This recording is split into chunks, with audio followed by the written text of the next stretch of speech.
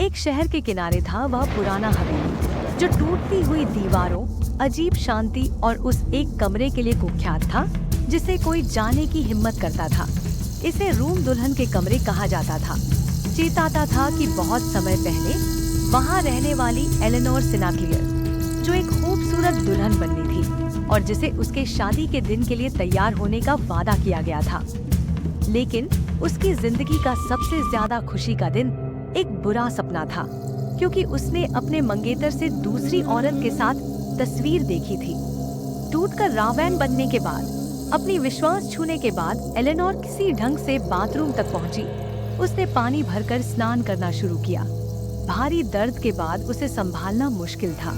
कहा गया है कि उसने पानी के अंदर गिर जाया था और उसने एकदम से अपने आप को उसमें डुबोने दिया था। वहाँ कुछ दिनों बाद खोज करने वाले उसे पाया। बाटअप पूरी तरह से भरा पड़ा था।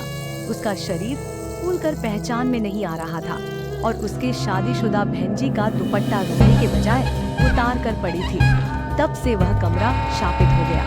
लोग कहते हैं कि हवेली के बाकी हिस्सों में सब कुछ सामान्य है, सिवाय पुराने घर की आम आवाजों के। लेकिन रूम 104 अलग है। कमरे में एक अजीब ठंडक हर समय बनी रहती है, चाहे गर्मी कितनी भी हो, और बाथरूम का दरवाजा हमेशा थोड़ा सा खुला रहता है, मानो किसी के आने का इंतजार कर रहा हो।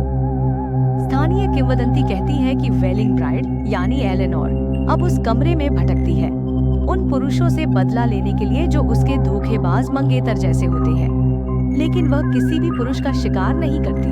उसका क्रोध केवल उन पतियों पर होता है जो अपनी पत्नियों को धोखा देते हैं। कई लोग इस कहानी को सिर्फ भूतिया कथा के रूप में खारिज कर दिया करते थे। यह लोगों को दूर रखने के लिए सुनाया जाता था।